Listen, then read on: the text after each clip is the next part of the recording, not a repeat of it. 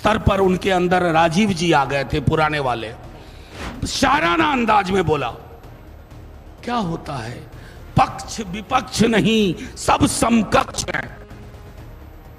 कल हम अपने मुख्य चुनाव आयुक्त को ढूंढ रहे थे, वो तो मिले नहीं, बीजेपी का एक नया प्रवक्ता और मिल गया। नमस्कार, आप लाइव सिटीज देख रहे हैं, मैं हूं आपके साथ काव्या। बिहार में एसआईआर का मुद्दा जो है वो गरमाता जा रहा है और इस मुद्दे पर खूब राजनीति हो रही है। आपको याद होगा कि कल 17 अगस्त से सासाराम से राहुल गांधी और तेजस्वी यादव की वोटर अधिकार यात्रा शुरू हो चुकी है। यात्रा सासाराम के बाद औरंगाबाद पहुंची और अब गया में राहुल गांधी और तेजस्वी यादव की यात्रा है। लेकिन इन तमाम यात्राओं की वजह से और लगातार महागठबंधन का ये आरोप था कि इलेक्शन कमीशन जो है वो प्रेस कॉन्फ्रेंस नहीं कर रही है और इसी के बाद कल ही इलेक्शन कमीशन का प्रेस कॉन्फ्रेंस हुआ। पत्रकारों के सवाल का जवाब खुद chief election commissioner Gyanesh Kumar जो है वो देते हुए नजर आए हैं। जब उनसे पूछा गया कि बाढ़ के समय में बिहार में एसआईआर कराने की क्या जरूरत थी, तो उन्होंने जवाब दिया और कहा कि 2003 में भी जुलाई से अगस्त के बीच में ही एसआईआर हुआ था।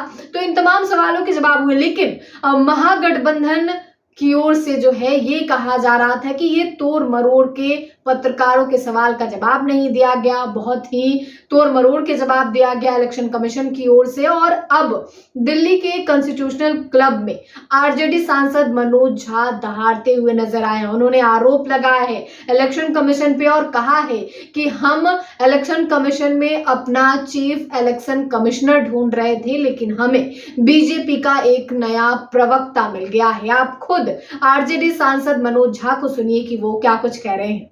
हम सब की मौजूदगी आपको ये बता रही है, आपने इस तरह का प्रेस कॉन्फ्रेंस समस्त विपक्ष का अपने ही चुनाव आयोग के खिलाफ इससे पूर्व नहीं देखा होगा, क्योंकि हमारा ये चुनाव आयोग अपने को नया चुनाव आयोग कहता है। ये पहली बात मैं कहना चाहता हूं। दूसरी बात, कल जब चुनाव आयोग आयुक्त महोदय ने प्रेस कॉन्फ्रेंस की, आप सबको यह एहसास हुआ होगा कि वो हमारे सवालों को क्लैरिफाई नहीं कर रहे थे, स्पष्टीकरण नहीं दे रहे थे, बल्कि वो उस मौके का इस्तेमाल कर रहे थे किसी के इशारे और इरादे को साफ तौर पर पब्लिक डोमेन में रखने का। तीसरी चीज, रविवार का दिन चुना गया क्योंकि कल ही 11 बजे दिन से सासाराम से राहुल जी, तेजस्वी जी और समस्त विपक्ष ने वोट बचाओ यात्रा शुरू की। तो उन्हें लगा कि इस विजुअल को, इस संदेश को कैसे ब्लॉक किया जाए, तो महोदय सामने आए। मैं एक एक पत्रकारों के सवाल को मैंने सुना है, एक भी पत्रकार के सवाल का जवाब नहीं मिला, बल्कि उनके चेहरे की खींच बता रही थी कि उनके पास जवाब नहीं है। मैं कम से कम आप लोग बधाई के पात्र हैं कि आप लोगों को मिसलीडिंग का तमगा नहीं मिला, नहीं तो अब तक चुनाव आयोग हर आपत्ति, हर शिकायत के बदले ये कहता था मिसलीडिंग। हमने कुछ लोग माननीय सर्वोच्च न्यायालय में उपस्थित किए, जो जिंदा लोग हैं, जिनके साथ राहुल जी ने चाय भी पी।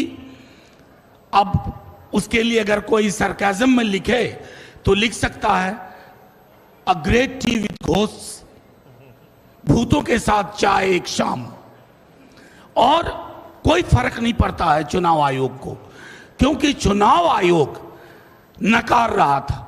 जैसा महुआ ने कहा, हमारे पूर्व के तमाम साथियों ने कहा, जो चीजें आपको सर्वोच्च न्यायालय के बाद करनी पड़ रही हैं, अभी भी कितनी पारदर्शिता है हमें डाउट है। हम तो आपके पास सबसे पहले गए थे, चुनाव आयोग के पास गए थे, हमने दरखास्त की थी। आज कहना नहीं चाहता आपका व्यवहार क्या था। आप में से अधिकांश लोगों के साथ बाइट में हमने बाहर कहा कि मीटिंग सौहार्दपूर्ण नहीं थी, आप सुनना नहीं चाह रहे थे। आपको किसी ने कह दिया था ये फैसला लो, चाहे इससे कितनों भी फासला हो लोकतंत्र का, वो तो भला हो कि पिटिशनर पहुंचे सर्वोच्च न्यायालय आपके नकारने के बाद, और तीसरे हियरिंग में माननीय सर्वोच्च न्यायालय ने एक दिशा दी। 2 बार पहले भी आपसे कहा आधार को इंक्लूजन के लिए, क्योंकि उसका सैचुरेशन 86-87% है बिहार में, आप इस्तेमाल करो। आपने नहीं किया। अब संभवतः आप करेंगे। मैं संभवतः इसलिए कह रहा हूं क्योंकि हम ग्राउंड रिपोर्ट का इंतजार कर रहे हैं, एक एक ग्राउंड रिपोर्ट का। ये हठधर्मिता, ये अहंकार हमने चुनाव आयोग के पर्सोना में नहीं देखा था। हमारी आपत्तियां, चाहे राहुल जी हों, तेजस्वी जी हों, अखिलेश जी हों, या मंच पे बैठे कोई लोग हों, दिल्ली का मामला हो, महाराष्ट्र का हो, हरियाणा का हो, हमारी शिकायत इसी किताब की ताकत से आती है। ये भारत का संविधान है। कल माननीय मुख्य चुनाव आयुक्त कह रहे थे कि हमसे सवाल पूछ रहे हैं, संविधान पे सवाल उठा रहे हैं। महोदय, आप संविधान के पर्यायवाची नहीं है, आप जन्मे हैं संविधान से। ये तो आप मोदी जी की तरह बोल रहे हैं कि उनकी आलोचना राष्ट्र की आलोचना है। मोदी जी राष्ट्र के पर्याय नहीं है। सरकार हो, संसद हो, न्यायालय हो, पॉलिटिकल पार्टीज हो, हम इस किताब की ताकत से पैदा हुए हैं, और इस किताब की आड़ लेकर के आप इसकी धज्जियां मत उड़ाइए। मैं तमाम अपने साथियों के माध्यम से एक ही बात कहूंगा, this book is for protection, safeguard, it can not be A shield for your defiance of constitutional propriety and morality. That is what you are doing. आपने कल एक आखिरी चीज कहूंगा, एक स्तर पर उनके अंदर राजीव जी आ गए थे, पुराने वाले, शाराना अंदाज में बोला, क्या होता है, पक्ष विपक्ष नहीं, सब समकक्ष हैं। ये कहना आसान है, दिखना बड़ा मुश्किल है। कल हम अपने मुख्य चुनाव आयुक्त को ढूंढ रहे थे, वो तो मिले नहीं, बीजेपी का एक नया प्रवक्ता और मिल गया। शुक्रिया।